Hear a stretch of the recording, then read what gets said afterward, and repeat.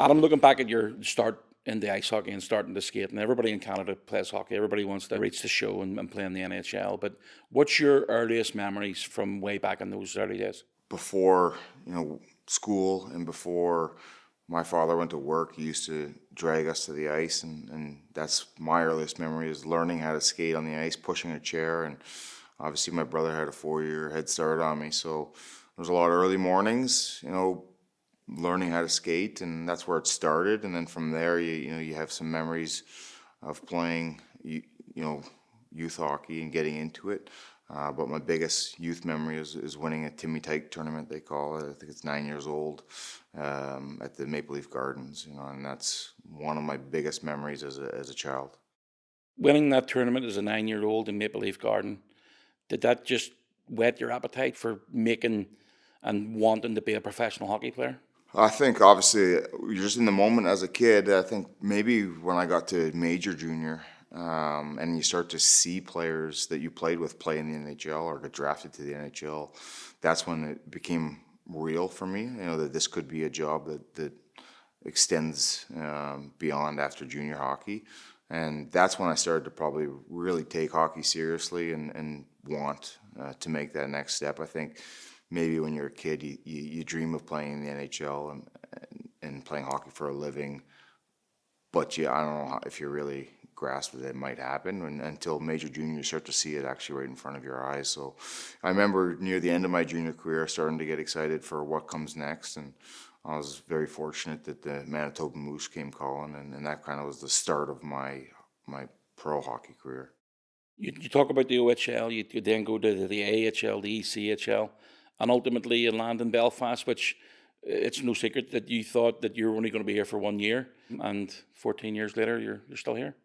Yeah, I did. I thought it was going to be a great opportunity. I was getting a little tired of, I guess the grind between the ECHL and the American League and trying to get another contract. And I was around 28 years old when I made the move over here and getting a little too old for the NHL. It's a young man's game these days, and wanted to see a little bit of the world. And when the first email I got from Doug Christensen, do you want to come play in Belfast? At a stage when I was looking to do something different, and so call it fate or whatever it was. Literally, I think a week later I had signed in Belfast and was ready to come here. I was excited for it, had no idea what I was getting into, but pleasantly surprised when I arrived, saw the city, saw the arena, saw the fan base, fell in love with the city of Belfast and this organization here, and it's only grown immensely since then, and obviously I'm very happy I stayed.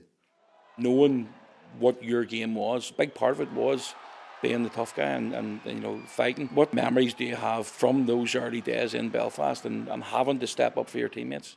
That's something that I wanted to provide right from day one. And then when we signed Daryl Lloyd, I remember texting Dougie Christensen. I said, I think I told you I'd probably have just 10 fights a year. I said, well, that's probably going to be 20 to 30 now because of Daryl. So obviously he did not disappoint, right? So he stirred up the pot, and I came in and kind of cleaned it up for him. Some of the fights were because of that. Some of the fights were to get the fans on their feet. Probably one of the biggest ones that I remember was against Guy Lepine here in Belfast. I remember he was one of the big tough guys in the league, and just to take him on in front of a sold-out crowd at that stage, I believe we went on to win that game. And those are big moments, and just part of who I was. I wasn't the most skillful player. I certainly wasn't the most talented, and didn't score too many goals. But I understood how to impact the game from the ways that I could, and if that was to stick up for teammates or to get us on our feet or to provide a spark plug, that's what I was going to have to do. So it was a lot of fun doing it. One of the things that you sort of became famous for in Belfast was tossing the elbow pad. Where'd that come from? I gotta bring that back to Toledo. My first year in Toledo was a heck of an experience, and it just kind of brought out the entertainer in me. And I think one time I ripped somebody's helmet off and tossed it up in the air, and when it hit the ice, the crowd went crazy. And it was just from that standpoint on, my elbow pads always seemed to be hanging off my arms at the end of fights. So one of the times I threw it up, and it just kind of sparked from there and kept going through Grand Rapids, and then obviously when I got here to Belfast, it just kind of kept happening. Take us back to the first year that you won the league title here in Belfast. My first year here kind of set the foundation for what it's like to be a champion in Belfast, and also just learning how to win in this league. Doug Christensen did a great job educating everybody right away that this league's different. First place is your trophy here, and every game matters. And I thought our team took that on quite well, and it certainly was a battle all year long. But to win with those guys, those are memories that I fondly look back on, and still some real good friends from that team.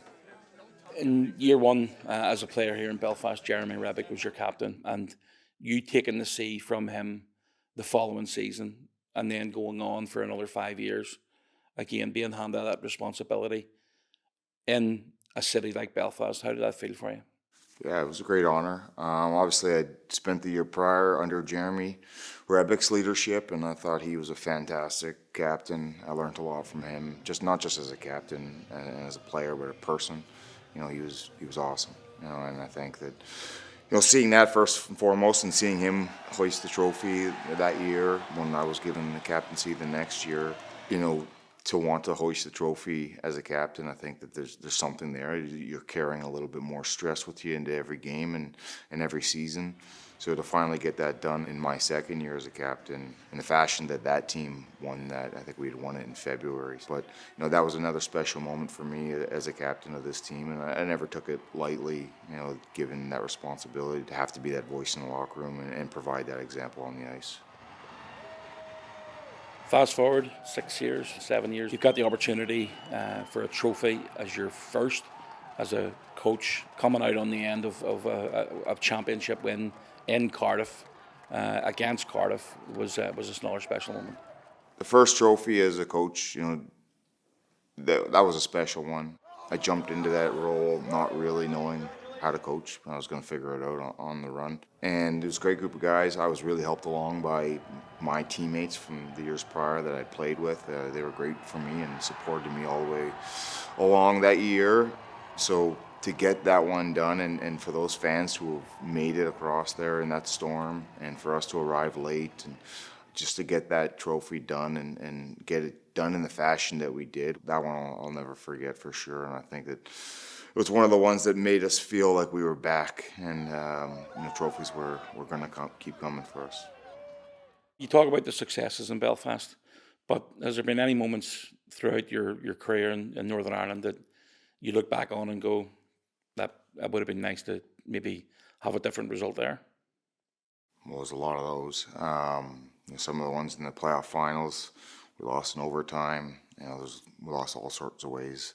I think the playoffs has been a killer for us. But, for me, the biggest memory to look back on from a loss standpoint is definitely the home final against Arlan, to lose that in a shootout.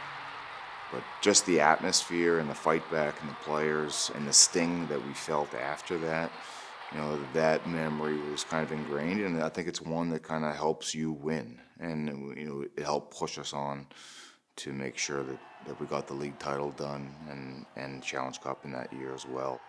Sometimes losing teaches you how to win, and there are important moments along the way. So it's important that we remember that, that sometimes there's going to be a lot of losses along the way to championship, and that we need to learn from them. And I think that, that's that one loss right there had a big impact. I do look back on that season, though, and think we could have won 4. And that's obviously, if I ever get a chance at the Continental Cup again, we're going to want to win that one. Since then, it's been success after success after success. And obviously just this past season, 2 more trophies to add to the trophy cabinet. I know you look at things from a team perspective, but from yourself and your coaching team, that is quite a number of pieces of silverware that have been brought to Belfast over the last number of years. It's been a privilege to get to coach this team and to play for this team. And I think that's the mindset that I took into coaching. There's a lot of people that come to support us and want us to win, and they're along for the roller coaster. So you take that into everything you do. The organization just has been making leaps and bounds every season in terms of how we do things and the entertainment off the ice, the investment into the team and in the locker room and the building. It all breeds success, and everybody pulling that rope together has built what this has become, and it's a machine. And we're very proud of this machine. But we have to remember that, winning doesn't come easy, and next season is going to be another big challenge, and we got to try to continue this thing. That engagement with the fans that you've had during that time is definitely something special. From early days, arriving here not knowing what to expect, I thought the fan base was fantastic. You grew a tight bond, maybe a tighter bond than you do normally, probably because of some of the fan engagement stuff. I remember going to McCool's for a couple of pints with the fans after games, and you get to know them a little more personally, and it does help to have that type of relationship with fans when you're going out and you're also trying to deliver for them. And the successes that we've had, and then the growth in the fan base, and what we've seen here over the last few years, probably since COVID, amazing. I think that it really can be the driver of this team and allowing us to deliver success year after year. The opportunity for yourself and the contribution you made to hockey, and not just Belfast, but Northern Ireland as a whole, and being recognised with a testimonial. I know you've been thinking about this for a while, but eventually on Sunday the 8th of June, you get that opportunity, and it's definitely something I know you're looking forward to now that the season's over. Never really knew what a testimonial was until I got over here, and I remember the ones that I've played in, and to see those guys get honored was great to see. I'm just excited to see everybody share some old memories and some good laughs. There's been a lot of good times, the years that we won and the years that we didn't win. And I think you're going to see a good portion of the guys that are back are the guys that just absolutely love Belfast. They feel the same about the city of Belfast and this organization as I do, and that's a big reason as to why they're back and why we still remain friends to this day. You're taking this a bit more serious than some of the testimonial games you played in before, because you have been skating.